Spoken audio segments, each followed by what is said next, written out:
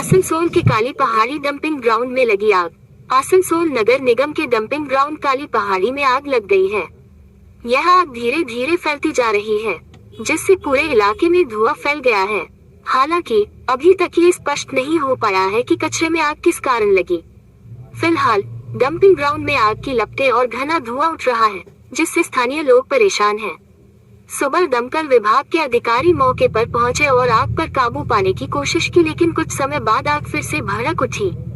स्थिति को नियंत्रित करने के लिए नगर निगम के पानी के टैंकर भी मौके पर पहुंच चुके हैं। हालांकि आग पर काबू पाने में अभी तक पूरी सफलता नहीं मिल सकी है। इस घटना के चलते आसपास के क्षेत्रों में रहने वाले लोगों को भी दिक्कतों का सामना करना पड़ रहा है।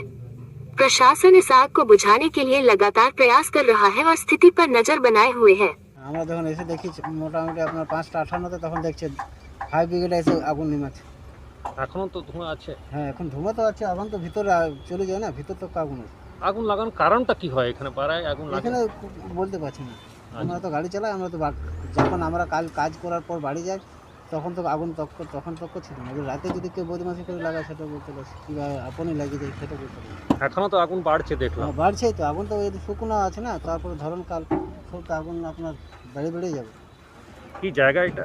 এটা কালীপাড়ি ডাম্পিং গ্রাউন্ড বলে। হ্যাঁ, কালীপাড়ি ডাম্পিং।